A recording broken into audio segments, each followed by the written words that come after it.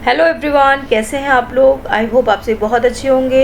मैं पूजा ठाकुर स्वागत करती हूँ आप सभी का आपके अपने चैनल ये टारगेट गुरुकुल में। बच्चों, जैसे कि यहाँ पे हमारे जो एंट्रेंस टेस्ट है उसकी प्रिपरेशन कराई जाती है। डिफरेंट यूनिवर्सिटीज़ के एंट्रेंस एग्जामिनेशन की हमने प्रिपरेशन कराई है और बहुत सारे बच्चे सक्सेसफुल भी हुए हैं। आप कम्युनिटी पोस्ट पे भी देखते होंगे। उसी तरीके से एक छोटी सी कोशिश बीबीए स्टूडेंट्स के लिए भी है। और बीबीए जो है, इनकी जो एग्ज़ामिनेशन है उसका क्या सिलेबस होता है, जो क्वेश्चन फॉर्मेट है वो कैसा होता है, क्वेश्चन पेपर कैसा होता है, वो हम आज यहाँ डिस्कस करने वाले हैं। ठीक है। जैसे कि बीबीए का आपको पता है क्या फुल फॉर्म होता है, बैचलर्स ऑफ बिजनेस एडमिनिस्ट्रेशन। ठीक है। जो भी बच्चे बैचलर्स ऑफ बिजनेस एडमिनिस्ट्रेशन की प्रिपरेशन कर रहे हैं उसके लिए आज ये वीडियो, उन बच्चों के लिए आज ये वीडियो बहुत ही ज़्यादा इंपॉर्टेंट है। बिकॉज़ यहाँ से पूरा एक ओवरव्यू आपको मिल जाएगा कि कैसे क्वेश्चंस आते हैं, क्या होता है, किस टाइप की हमें प्रिपरेशन करनी है, क्या लेवल होना चाहिए। ठीक है। आगे बढ़ने से पहले मैं आपको बता दूँ कि इस चैनल को आप सब्सक्राइब कर सकते हैं अगर आपको ऐसा लगता है कि आपको ज़रूरत है एक अच्छी प्रिपरेशन की, या आपकी बहन भाइयों को ज़रूरत है, या आपके फ्रेंड्स को ज़रूरत है, तो अभी इस चैनल को तुरंत सब्सक्राइब करें। आई प्रॉमिस कि आपको यहाँ पे बहुत अच्छी वीडियोस और बहुत अच्छी प्रिपरेशंस करने को मिलेगी। ठीक है। और चैनल अगर पसंद आए, वीडियोस पसंद आए तो शेयर भी करना है और लाइक भी करना है। आइए देखिए, ये हमने बुकलेट सीरीज़ पी ले रखा है। इस तरीके की कई बुकलेट्स होती हैं, सीरीज़ होती हैं जो आपको टेस्ट में मिलेंगे, एग्ज़ाम में आपके मिलेंगे।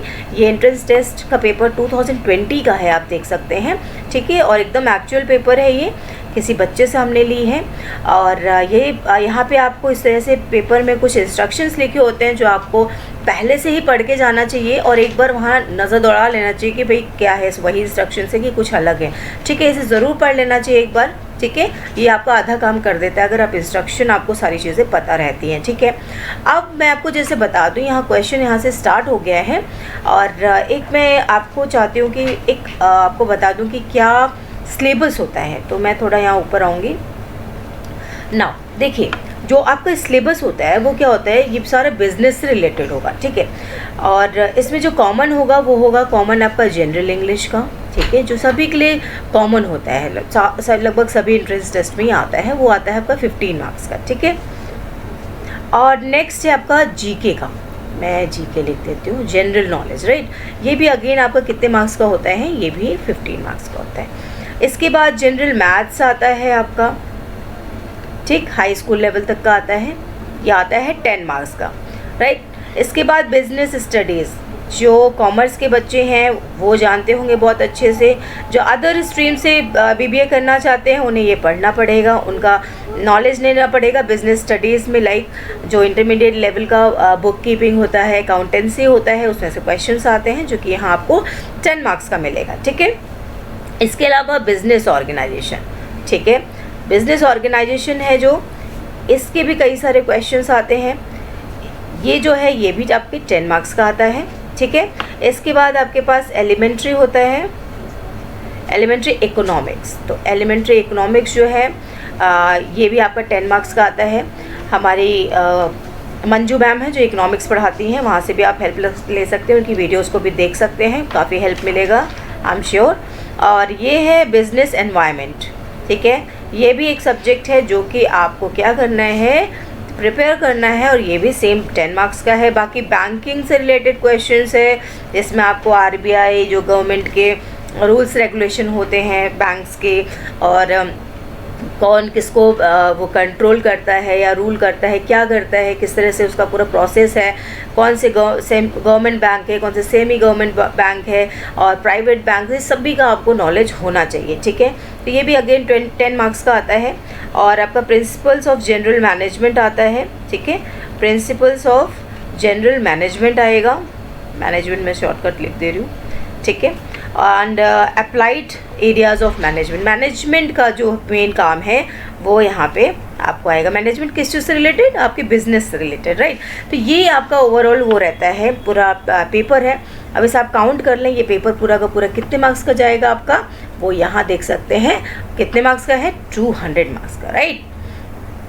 अब देखिए क्वेश्चन पेपर देखते हैं। ये आपके इंग्लिश के क्वेश्चंस आ रहे हैं, जो कि अभी मैंने बताया जनरल इंग्लिश के 10 क्वेश्चंस होंगे आपके 10 मार्क्स के, या फिर if I am not wrong इसमें कितने क्वेश्चन से देख लेते हैं, 7, 8, 9, 10, 11, 12, 13, 14, 15 क्वेश्चन है यहाँ पे, है ना।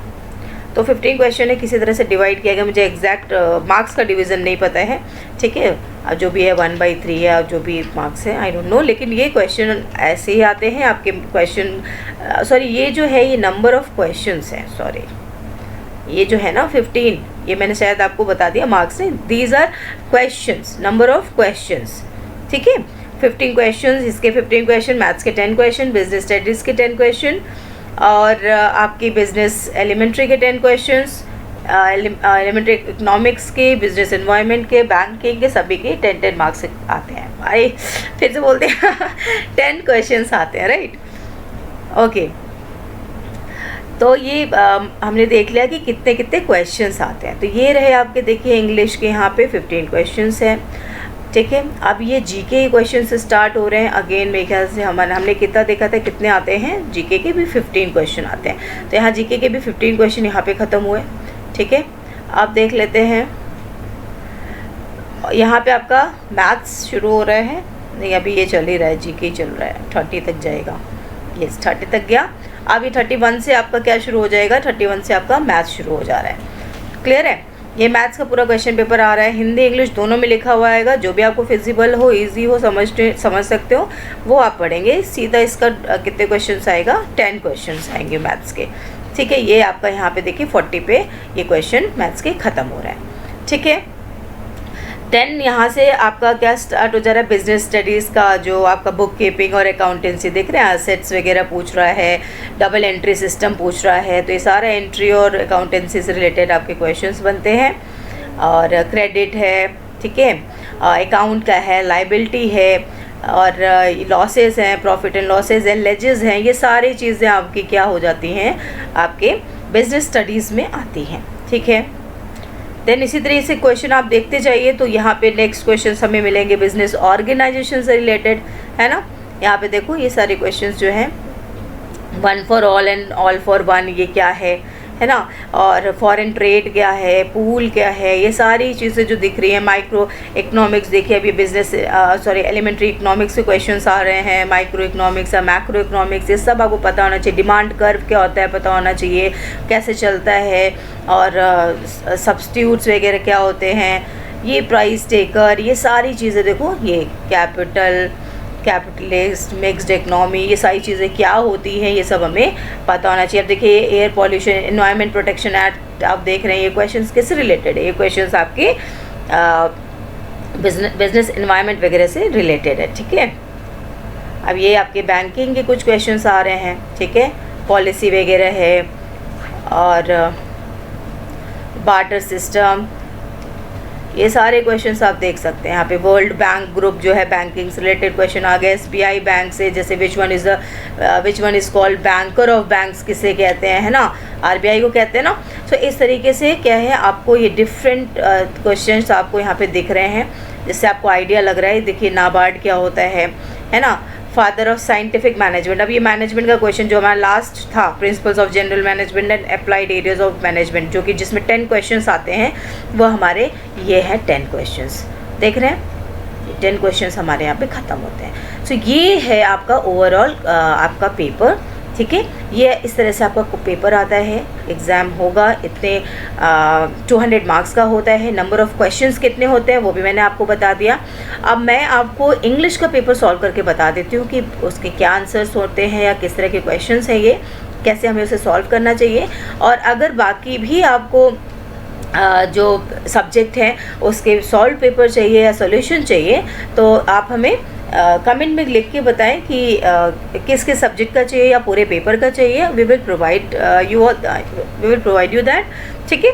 और अगर चाहिए कि एक एक का प्रॉपर आप क्लासेस करना चाहते हैं, जो भी आपकी रिक्वायरमेंट है, यू कैन राइट देयर, ठीक है। सो आइए हम फर्स्ट ये करते हैं। फर्स्ट क्वेश्चन क्या है, which of the following is correct. देखिए इसमें से पूछ रहा है कि करेक्ट कौन सा है। तो यहाँ पे जो इस टाइप के क्वेश्चन होते हैं वो ये होते हैं कि इसमें आपको स्पेलिंग मिस्टेक ढूंढना है। क्या ढूंढना है? स्पेलिंग मिस्टेक, या फिर जिसे हम स्पेलिंग एरर कहते हैं। ठीक है, तो इसमें से करेक्ट स्पेलिंग किस चीज़ की है? तो इसकी जो करेक्ट स्पेलिंग है वो है सी की, असाइनमेंट, ASSIGNMENT, ये इसकी करेक्ट स्पेलिंग है। ठीक है, नेक्स्ट देखते हैं क्या क्वेश्चन है। कंप्लीट द सेंटेंसेस, फिलअप है यहाँ पे। Dash is necessary for the proper growth of bones. तो क्या नेसेसरी है? वहाँ पे कोई एक चीज़ आएगा, किसी एक चीज़ का नेम आना है। ठीक है, तो क्या आएगा? कैल्शियम दैट, नहीं, कैल्शियम दैट यहाँ नहीं आएगा क्योंकि सिर्फ किसी एक चीज़ के लिए बोला जा रहा है। तो जो सिर्फ एक वर्ड होगा कैल्शियम, वो यहाँ पे आना चाहिए। ठीक है, दैट होगा तो दूसरा सेंस जाएगा, सेंटेंस चेंज होगा। ठीक है, दैट कैल्शियम सेंटेंस चेंज होगा, अपार्ट फ्रॉम कैल्शियम तो बिल्कुल भी नहीं आएगा। तो calcium is necessary for the proper growth, simple सा सेंटेंस है, इसमें कुछ भी हमें एक्स्ट्रा ऐड करने की जरूरत नहीं है। तो सीधा कैल्शियम इज नेसेसरी, कैल्शियम जो है वो हमारे प्रॉपर बोन्स की ग्रोथ के लिए नेसेसरी है, ज़रूरी है। ठीक है, कैल्शियम के बारे में कुछ नहीं बता रहा है, एक सिंपल चीज़ बोल रहा है कि कैल्शियम ज़रूरी है। ठीक है, नाउ नेक्स्ट है which of the following is correct. इनमें से स्पेलिंग मिस्टेक है। अगेन स्पेलिंग मिस्टेक बहुत आता है, और स्पेशली स्पेलिंग मिस्टेक वही आती हैं जिसमें डबल लेटर्स होते हैं। स्पेलिंग में कई बार डबल लेटर्स आता है या इस तरह का, तो वो आप ज़रूर अच्छे से पढ़ के जाएंगे। ठीक है, तो इसका जो आंसर है, जो करेक्ट स्पेलिंग होगी कमिटी की, वो आपको क्या लग रहा है? तो इसका स्पेलिंग जो है करेक्ट वो है COMMITTEE। देखिए यहाँ MMTTEE ऐसे है, तो भाई इसे थोड़ा सा ध्यान देके हमें लर्न करना होगा। फोर्थ है complete the sentence. For the investors who dash money, silver और बॉन्ड्स आर बेटर ऑप्शंस। सो अब यहाँ देख सकते हैं कि क्या है, फॉर द इन्वेस्टर्स, उन इन्वेस्टर्स के लिए जिनके पास क्या ऐसा मनी है, मनी, सिल्वर या बॉन्ड्स है, उनके लिए बेटर ऑप्शन है। ठीक है, तो यहाँ मनी क्या है? मनी हमारा क्या है? अनकाउंटेबल होता है। बोलेंगे नहीं मैम हम तो मनी को काउंट कर सकते हैं, तो नहीं, ऐसा नहीं, मनी हम नहीं काउंट कर सकते। We can count rupees, we can count pice या पैसा, जो भी आप कहते हो। ठीक है, हम पैसे और रुपीस को काउंट कर सकते हैं, बट धन को नहीं काउंट कर सकते। कितना धन है, धन नहीं काउंट कर, कितने रुपए हैं ये आप काउंट कर सकते हैं। सो मनी अनकाउंटेबल है, सिल्वर अनकाउंटेबल है, बॉन्ड्स अनकाउंटेबल है। तो जब अनकाउंटेबल है तो इसमें ऑप्शन में क्या जाएगा? देखिए फ्यू जो है हम सॉरी फ्यू जो है हम काउंटेबल के साथ लगाते हैं, तो ये भाई ये दोनों कट जाएगा। लिटिल हम अनकाउंटेबल के साथ लगाते हैं, लेकिन इसमें देखिए लिटिल के बाद अ लिखा है, ये क्या होता है? ये तो कुछ भी नहीं होता है। सो लिटिल अ, तो ये तो एकदम कट जाएगा। तो have very little is the correct answer. Like for the investors who have very little money, silver और बॉन्ड्स आर बेटर ऑप्शंस। ठीक है, उन इन्वेस्टर्स वो इन्वेस्टर्स के लिए अच्छा ऑप्शन है जिनके पास सबसे कम मनी और सिल्वर या बॉन्ड्स वगैरह है, उनके लिए ये अच्छा ऑप्शन है। ठीक है, सो ये इसका करेक्ट आंसर है। ठीक है, आगे देखते हैं। फिर in the blank, Paul left the room suddenly, he said he dash to go. क्या किया पॉल ने? रूम को छोड़ दिया अचानक, और क्या बोला उन्होंने? कि मुझे जाना पड़ेगा। ठीक है, राइट, अचानक छोड़ दिया, इसका मतलब कुछ इमरजेंसी हो गई, उसे अचानक जाना पड़ रहा है ना। तो यहाँ पे क्या आंसर आना चाहिए? यहाँ पे आएगा हमारा he has to go। yes, क्या आंसर आएगा? Paul left the room suddenly, he said he has to go। उसे क्या करना था? उसे जाना था, right, clear? so this A is the correct answer।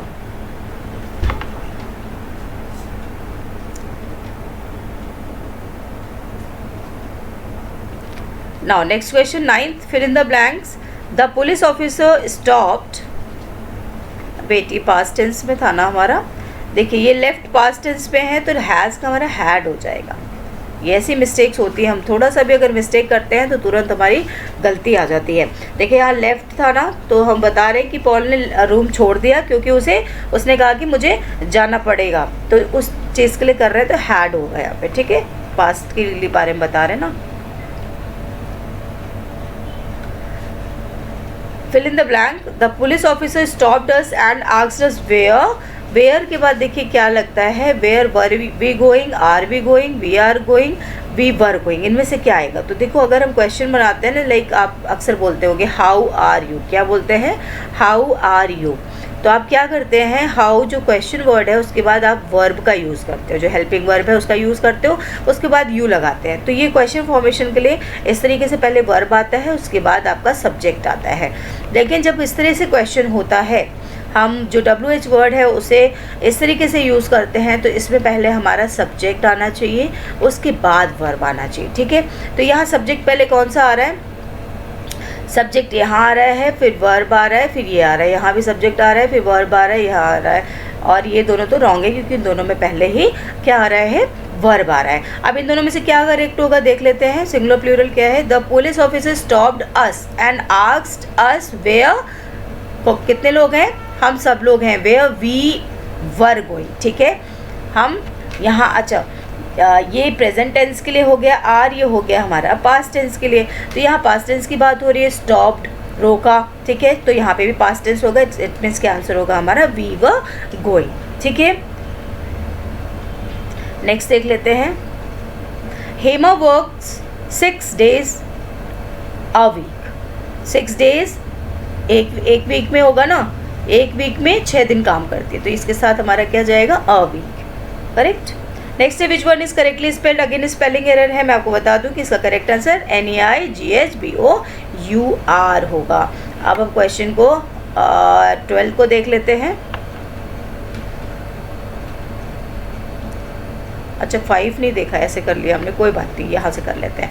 Complete the sentence by using the most appropriate word. In order to promote trade it is necessary to dash restrictions on exports and imports. देखिए आप commerce के student है अगर, तो export import पता ही होगा क्या होता है ना। एक्सपोर्ट मतलब जब हमारे कंट्री से कोई सामान बाहर जाता है, ठीक है, हम ट्रेड करते हैं और हमारा जो भी सामान है या जो भी चीज़ें हम बाहर सेल करते हैं, बेचते हैं, वो एक्सपोर्ट होता है। इंपोर्ट मतलब बाहर से अगर हम कोई चीज़ मंगाते हैं तो वो इंपोर्ट होता है, ठीक है। तो बोल रहे हैं कि ट्रेड को प्रमोट करने के लिए, बढ़ावा देने के लिए हमें क्या करना चाहिए, एक्सपोर्ट एंड इम्पोर्ट के रेस्ट्रिक्शंस को क्या करना चाहिए, ब्रेक करना चाहिए। हम तोड़ तो सकते नहीं उसके रिस्ट्रिक्शंस को, रिलैक्स भी करने का कोई मतलब नहीं बनता। ओपन कर देंगे तो और मुसीबत हो जाएगी। तो हम क्या कर सकते हैं, क्लोज कर सकते हैं। क्या कर सकते हैं, क्लोज कर सकते हैं। तो इसमें जो क्लोज है ना, इससे ज़्यादा बेटर ऑप्शन था रिड्यूस।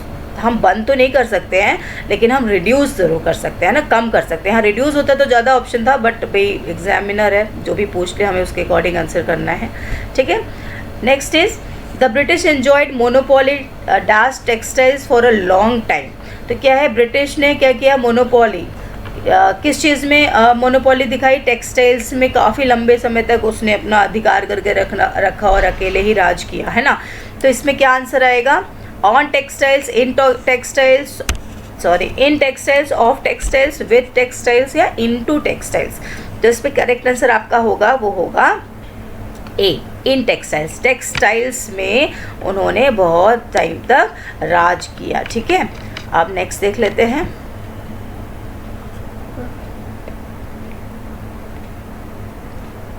सेवेंथ क्वेश्चन,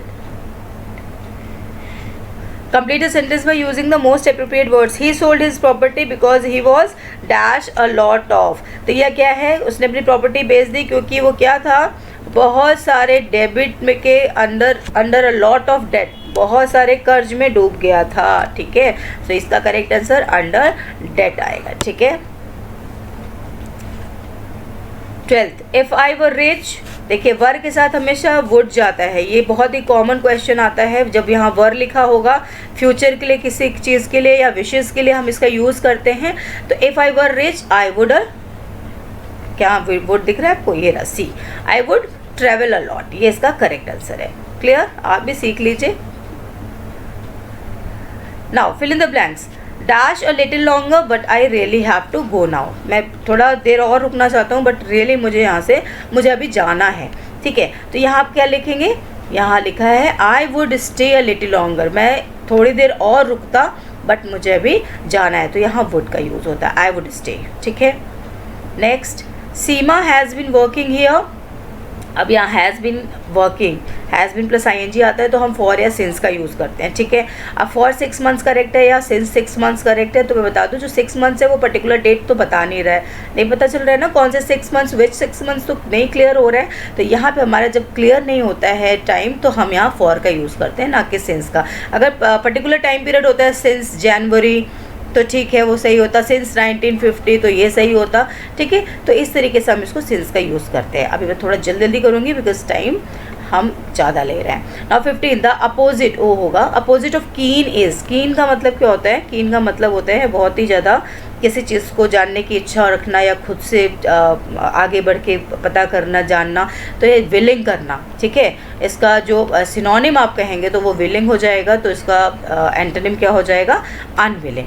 तो ये थे आपके 15 इंग्लिश के क्वेश्चंस जो कि मैंने आपको यहाँ सॉल्व करवाया है। और जिसको नहीं समझ में आया है तो उसके लिए मैं ये कहूँगी कि आप पहले पूरा अच्छे से ग्रामर की जो वीडियोस है हमारे प्लेलिस्ट में उसे देखिए, हर एक चैप्टर को अच्छे से समझिए, उसके बाद एक एक करके क्वेश्चन सारे समझ में आएगा, ठीक है। और वैसे भी मैं अगर आप कहेंगे तो आपके लिए मैं वीडियोज़ जो लेके आऊँगी उसमें proper explanation with reason with proper topics इस तरीके से लेके आऊँगी ताकि आपको समझ में आए। तो अगर ये वीडियो पसंद आया है तो अभी बिल्कुल अभी आप लाइक करेंगे और इसे शेयर भी करेंगे, ठीक है। और कमेंट लिखेंगे ज़रूर आपका नाम और आप BBA कर रहे हैं बट किस स्ट्रीम के थे आप, 12th तक क्या किया है आपने, वो ज़रूर लिख के मुझे बताइएगा, ठीक है। और ये चैनल वीडियो कैसा लगा वो बताना है, सब्सक्राइब शेयर बता दिया मैंने, करना है। सो इसी के साथ थैंक यू सो मच। और ये यूज़फुल लगा तो इसे ज़रूर आगे बढ़ाएं और जिस चीज़ का अगर इसका फुल एक्सप्लेनेशन चाहिए तो वो भी मुझे ज़रूर बताएं। So thank you so much.